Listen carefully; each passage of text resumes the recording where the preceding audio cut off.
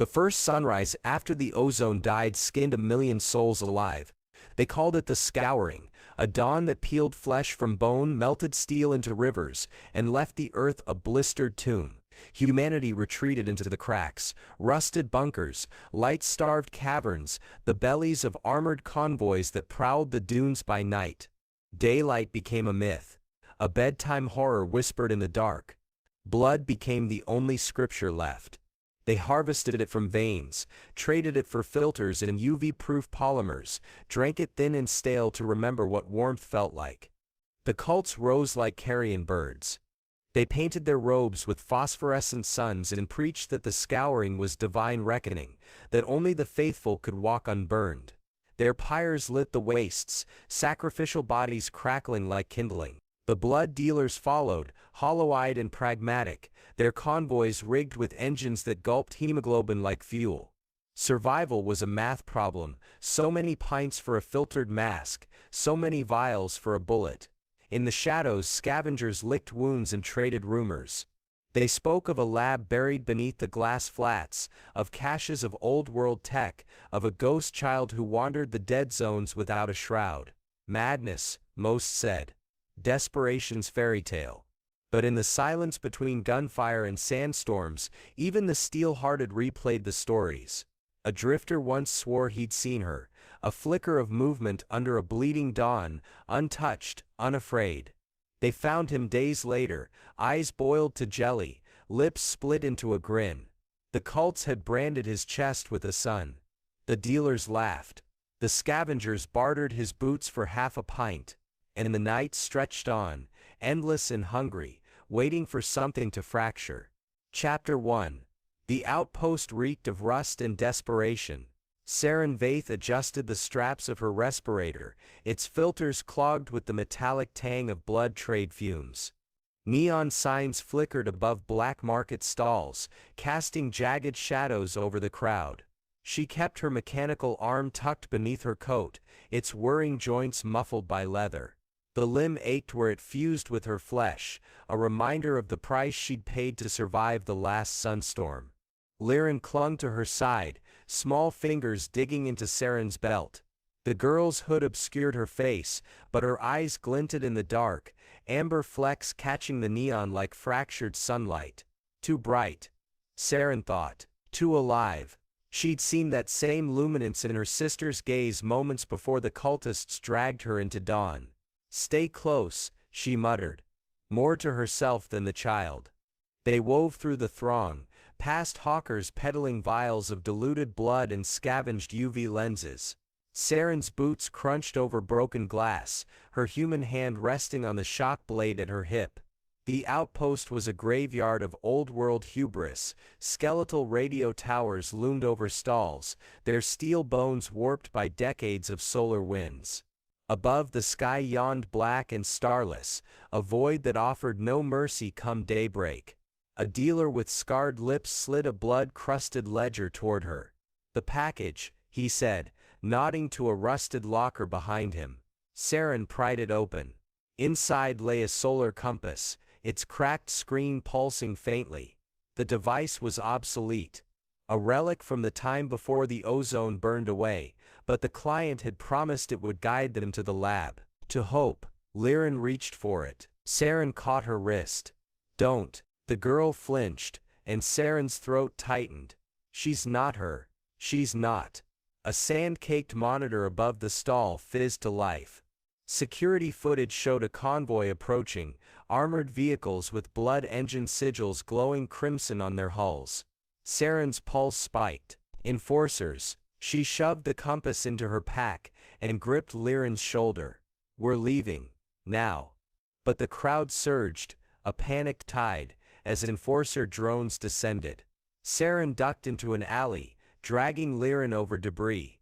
The mechanical arm's hydraulics hissed, protesting the strain. Shadows pooled thick here, the air choked with the reek of decaying synth flesh. A figure blocked the alley's end, tall, cloaked in a duster singed by flame. Kalen Drathis. He stepped into the neon bleed, his face all angles and ash-pale scars. A kinetic rifle hung loose in his grip, its muzzle still smoking. Vaith, he said, voice like gravel under boot heel. You're harder to track than a sunblind jackal. Saren pushed Liren behind her. Drathis. She'd heard the rumors, the blood dealer's prodigy engineer, the man who'd weaponized the very engines that kept the trade alive. His eyes, she noted, were the gray of dead circuitry. The child, he said, thumbing the rifle's charge switch. Hand her over, and I'll spare you the branding irons. Liren's breath hitched. Saren flexed her mechanical fingers, feeling the old blood sacs in the arm swell. You'll have to fry me first. He smirked. Chivalrous. But misplaced. The shot came faster than dawn. Saren pivoted, the bolt searing past her cheek. She lunged, shock blade igniting. Steel clashed against his rifle's barrel. He was stronger than he looked, his movements precise, engineered. Each parry sent shocks up her arm. You're wasting your loyalty, he said, close enough that she smelled the antiseptic sharpness of his breath. She's cargo to them. A lab rat. Saren kneed his ribs. And you're a glorified leash holder. He staggered but laughed. A dry, humorless sound. Before she could strike again, the alley erupted in white flame. Sun cultists. Their robes glowed phosphorescent, faces hidden behind mirrored visors. Saren's skin blistered at the heat. Kalen cursed, firing into the horde. Molten glass rained as the cultists' flamethrowers scorched the walls. The rover, Kalen barked, grabbing her arm. She recoiled. Why? Because they'll burn the girl alive, and I'd rather not lose my bounty to fanatics. The drones were closing in. Saren tasted blood where she'd bitten her tongue. Survival outweighed spite. She nodded. They ran. The dunes swallowed the outpost, the rover's treads churning sand into smoke. Saren drove, her mechanical arm jacked into the dashboard. Blood dripped from the IV poured in her wrist, fueling the engine. Liren huddled in the back, clutching a frayed blanket. Kalen watched the girl. She's quiet. Smart kid. Saren's voice was raw. The arm's pain receptors flared, a warning. She'd overcharged it. You know they'll keep coming. He dismantled his rifle, fingers deft. The cult wants her for their rituals. My employers want her for her blood. You're just the unlucky mule caught in between. Saren's knuckles whitened on the wheel. Why'd you help us back there? He polished a scope lens. I don't like waste. She's valuable alive. But she caught the flicker in his gaze, a fracture in the ice. Guilt? Calculation? She couldn't tell. Night deepened. The rover's headlights carved through the dark, revealing skeletal remains of old-world cities half buried in sand. Saren thought of her sister's laughter, extinguished like a candle in a solar gale. This is how we survive, she told herself. By becoming harder than the dawn. Liren whimpered in her sleep. Saren adjusted the rear view, catching a glimpse of the girl's face. For a heartbeat, she saw her, the sister she'd failed, the one she'd let die. Kalen's voice cut through the memory. You're bleeding. She glanced at the IV. The tube had ruptured, her blood trickling into the engine's intake. It'll hold. Let me. Before she could protest, he unclipped the IV and pressed his thumb to the port. His blood cooler than hers, unnervingly so, flowed into the system. The engine purred. You're a universal donor? She said, uneasy. Engineered that way. He didn't meet her eyes. Perks of being corporate property. The rover crested a dune. Below sprawled the ruins of a solar farm, its panels shattered into silver teeth. Saren's compass flickered. We're close, she said. Kalen studied the horizon. To what? Salvation? To choices, she said softly. He laughed again, but this time it almost sounded human. Chapter 2. The rover died quietly, its blood engine sputtering out like a last breath. Saren stared at the dashboard, the screen's glow fading to black. Sand whispered against the hull, a relentless tide burying the vehicle's carcass. She pressed her forehead to the steering wheel, the metal cold against her skin. Liren slept curled in the back seat, her small frame shivering even in sleep. Kalen had already slipped outside, his silhouette a sharp cutout against the dunes. Night stretched endless here, the horizon a jagged line where earth met void. Saren stepped into the wind, her coat snapping like a funeral shroud. The air tasted of static and iron, the prelude to a sunstorm. Kalen stood at the crest of a dune, his gaze fixed on the east. "We're off-grid," he said. "Not turning. No convoys, no outposts, just sand and starve." She joined him, following his sightline. A faint pulse of light throbbed in the distance. The observatory, maybe, or a mirage. The compass in her pack hummed weakly.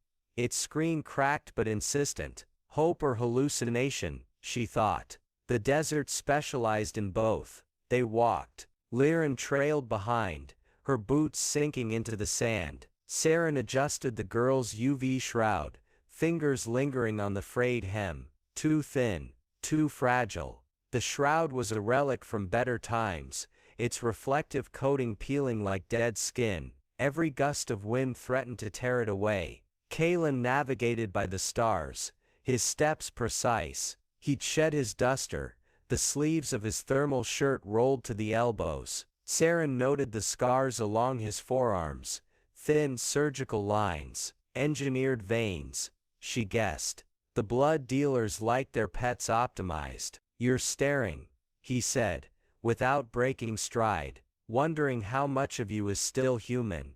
He glanced back, moonlight catching the hollows of his face. "Enough to regret the parts that aren't." The words hung between them, sharp and unexpected. Saren filed them away, a puzzle for later. The canyon was a gash in the earth, its walls streaked with veins of obsidian. They sheltered in a crevice, the rock still warm from the day's residual heat. Saren rationed the blood vials, 3 left, each the color of rust. Liren drank first, her throat working silently. "She doesn't speak much," Kalen said. He'd been cleaning his rifle again, the motions ritualistic. "She doesn't trust you." "Smart kid." Saren watched him. The canyon's shadows softened his edges, made him look almost ordinary. A man, not a machine. She hated how that unsettled her. He caught her gaze. "You think I'll slit her throat once you sleep? I think you're waiting for a better offer." He smiled. "All teeth." "You're half right." The wind shifted, carrying the stench of burnt plastic. Saren stiffened. "Convoy." They doused the blood lamp, and huddled deeper into the crevice. The rumble of engines vibrated through the rock, a sound felt more than heard. Liren pressed against Saren, her breath quick and shallow. Kalen peered through a fissure. Blood dealers, scavengers, by the look of them. Saren followed his gaze. The convoy was a patchwork of armored trucks, their hulls welded from scrap. Figures in respirators prowled the canyon floor, scanning for heat signatures. One paused, tilting its head toward their hiding spot. Saren's hand found her shock blade. Kalen's fingers closed over her wrist. "Wait." He reached into his pack, withdrawing a small black orb, a pulse grenade. Saren realized. Corporate tech. He rolled it into the canyon, the device hissing as it activated. The scavengers turned, rifles raised. The grenade erupted in a burst of electromagnetic static, frying their sensors. In the chaos, Kalen nudged Saren. "Move. Now." They fled. Liren's hand clutched in Saren's. The scavengers' shouts echoed behind them, swallowed by the wind. Nigh dawn approached. A searing rim on the horizon. Saren's skin prickled, phantom burns already aching. They'd taken refuge in a derelict transport pod, its aluminum walls warped but intact. Liren's shroud was failing, the fabric smoking where sunlight kissed it. Saren unclipped her IV port. "Give me your arm." The girl hesitated, then obeyed. Saren jabbed the needle into her own vein, blood flowing into the shroud's failing power cell. The UV-resistant weave stuttered, then brightened. Kalen watched from the corner, his eyes unreadable. You'll kill yourself, not your problem. Liren's fingers brushed Saren's wrist. Thank you, the touch said. Saren turned away, her vision swimming. The blood loss carved hollows in her thoughts. She dreamed in fragments, her sister's laughter, the cultist chants, Kalen's voice, cold and close. You're just the mule. She woke to the taste of copper. Kalen's arm was hooked to her IV, his blood flowing into her veins. His face was pale, sweat beading his brow. Why? She croaked. He didn't look at her. Told you, I hate waste. But his jaw tightened. A tell. Saren stored that too. The observatory rose from the dunes like a fossilized beast. Its dome cracked open to the sky. Inside, the air smelled of ozone and decay. Saren's compass glowed steadily now. A beacon. The scientist was a ghost in the ruins. Dr. Iril, she called herself, her lab coat stained with old blood. She examined Liren with trembling hands. The girl's arm hooked to a machine that hummed like a dying insect. Temporary, Iril whispered. The immunity, her marrow produces the antibodies, but it's consuming her. Saren's stomach dropped. How long? Weeks, maybe days. Kalen leaned against the wall, arms crossed. Harvest her now. Synthesize a cure. Saren's blade was at his throat before she'd fully registered moving. Touch her, and I'll feed you your own spine. He didn't flinch. Millions are dying. You'd choose one life. Yes. The word hung between them. A grenade without a pin. Iril retreated, muttering about stabilizers. Liren stared at her hands. Silent. Kalen broke first. You're a hypocrite. You trade blood for gear, kill for coin. But this is where you draw the line? Saren's blade pressed harder. We're all monsters here, but I won't be their kind. The observatory shuddered. Dust rained from the ceiling. Outside, engines roared. Kalen met her eyes. Cultists. Saren sheathed her blade. Plan? He grabbed his rifle. Buy time. You get the girl to the lab. Why? He paused at the door. Sunlight clawing at the threshold. Redemption's overrated. But you almost make it seem possible. Then he was gone. The door sealing behind him. Saren knelt before Liren. Stay close. The girl nodded. Her eyes too old, too bright. Somewhere above, the first explosions shook the earth. Chapter 3. The observatory groaned like a dying beast, its fractured dome trembling under the weight of the cultists' siege. Saren pressed Liren against the wall, the girl's breath shallow and rapid against her ribs. Dust rained from the ceiling, glittering in the blade of sunlight creeping through the cracks. Dawn was coming. Always coming. Kalen's rifle echoed from the floors below, each shot a punctuation mark in the symphony of collapse. Saren's mechanical arm sparked where a stray round had grazed its casing, the pain receptors misfiring, flooding her nerves with static. She dragged Liren toward the rooftop access, her boots slipping on shattered. The girl's fingers dug into her wrist, small and desperate. Alive, Saren reminded herself. Keep her alive. The rooftop was a graveyard of old-world ambition. Broken telescopes jutted skyward, their lenses frosted by decades of sand. The cultists' convoy encircled the observatory, flamethrowers painting the dunes in streaks of gold. Among them stood Solara Vaith, Saren's mother, her mirrored visor reflecting the hellscape she'd forged. Saren's throat tightened. Even now, after years of burying the memory, she recognized the way Solara tilted her chin, a queen surveying her pyre. You've grown slow, daughter, Solara called, her voice amplified by the respirator grafted to her jaw. The girl dies at sunrise, or you kneel, and I let your pet engineer bleed out quietly. Liren shuddered. Saren's grip on her shock blade tightened. The weapon felt heavier now, weighted with the ghosts of choices she'd refused to make. Kalen's words slithered through her thoughts. Mercy's a luxury we can't afford. She glanced at the access door, willing him to emerge. Only silence answered. A shot rang out. One of the telescope mounts exploded, sending shrapnel skidding across the roof. Saren shoved Liren behind a solar panel array, its surface pocked by bullet scars. The girl's eyes met hers, wide and unflinching. "Trust," they said. Saren wondered if she deserved it. The access door burst open. Kalen staggered into the light, his duster soaked in blood that wasn't his. He'd rigged a makeshift bomb from the observatory's power core, a pulsing, unstable thing cradled in his arms. "Distraction," he rasped, tossing it to her. "Get the girl clear." Sergo caught the core, its heat searing her palm. "You'll die here." He grinned, all cracked lips and bloody teeth, already half corpse Vaith. "Make it count." For a heartbeat she let herself see him, the man beneath the engineered veins and corporate lies, a man who'd mapped his own ruin. She nodded. The bomb detonated with a sound like the sky splitting. Saren lunged, dragging Liren toward the observatory's edge as the blast tore through the cultists' ranks. Molten metal rained. Solara screamed, a raw, animal sound. Saren didn't look back.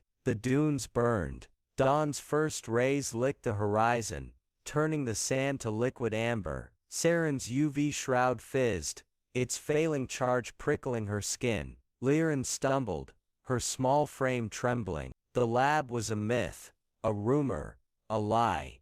But the compass in Saren's pocket still glowed, its pulse synchronized with the girl's faltering breath. Kalen's blood had bought them minutes, not hours. Saren felt each one slip away, a noose tightening. The cultists' remaining vehicles snarled in pursuit, their engines fueled by vengeance. She spied a derelict sun farm ahead, its solar panels reduced to skeletal ribs, sanctuary or a coffin. Inside, the air stank of burnt wiring. Saren rigged a barricade from collapsed scaffolding, her mechanical arm shuddering with effort. Liren crouched in the shadows, her fingers tracing the cracks in her shroud. Saren knelt beside her, the words clawing up her throat. "I'm sorry, I tried. I'll fail you too." The girl pressed her palm to Saren's chest, over the scar where her mechanical arm fused to flesh. A question, a benediction. Engines roared. Saren stood. Not Solara found them at the sun farm's heart, where dead cables coiled like vipers. She'd discarded her visor, revealing the face Saren had inherited, sharp, sun-scarred, unforgiving. Flames danced in her pupils, reflections of the inferno outside. "You'll burn with her," Solara hissed. "Just like your sister." The memory struck like a knife. Her sister's laughter, her hand slipping from Saren's grip as the cultists dragged her into daylight. Saren's shock blade trembled. "Kill her," begged the ghost in her ear. "End it." She lunged. Steel clashed against Solara's flame knife, the clash ringing through the ruins. Saren fought with the precision of spite, each strike a requiem for the dead. Solara parried, her movements fluid, predatory. "You're weak," she spat. "You always were." A backhanded slash sent Saren sprawling, her mechanical arm shorted, fingers twitching uselessly. Solara loomed, the flame knife raised. "You don't deserve the dawn." A gunshot cracked. Solara staggered, a bloom of red darkening her shoulder. Kalen leaned against the doorway, his rifle smoking,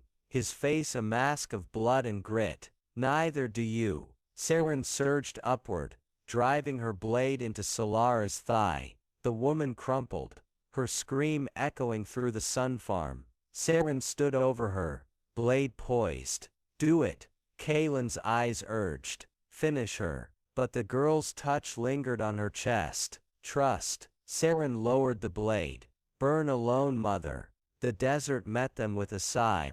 Dawn's full fury scorched the sky, the air rippling like molten glass. Liren's shroud failed, the fabric disintegrating. Saren tore her own shroud in half, wrapping the girl tightly. The UV-resistant weave scalded her bare arms, blisters rising. Kalen slumped against a solar panel, his breath shallow. Blood seeped through the makeshift bandage at his side. "Lab's close," he muttered, nodding to the compass. 2 clicks, maybe 3. Saren crouched beside him. "You're not coming." He laughed, wet and ragged. "Never planned to." She reached for him. He caught her wrist, his fingers cold. "Take the girl. Save the world.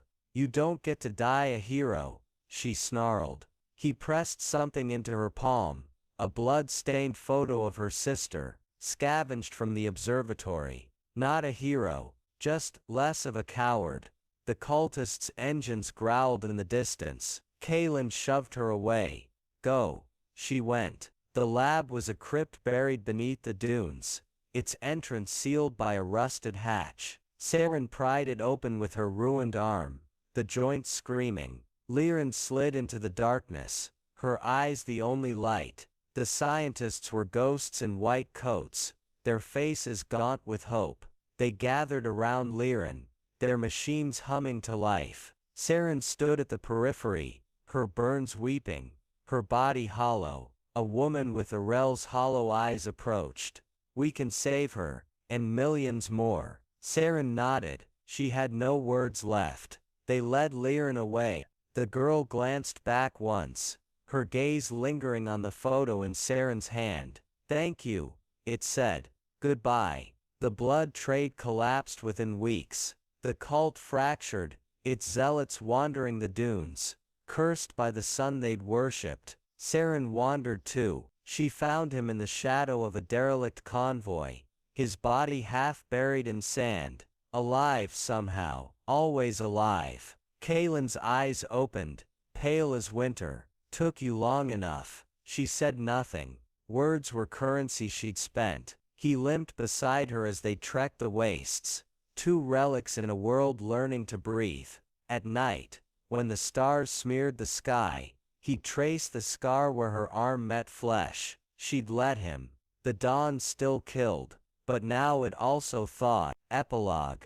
The child's laughter echoed through the lab's sterile halls. Liren, whole and bright, pressed a sunflower to the glass, an old world relic, coaxed from irradiated soil. On the other side, Saren smiled. In the desert, Kalen salvaged a rover's engine, a faded photo tucked in his coat. The sun dipped low, painting the dunes in gold. He didn't flinch. Somewhere, a clock ticked. Somewhere, a scar healed.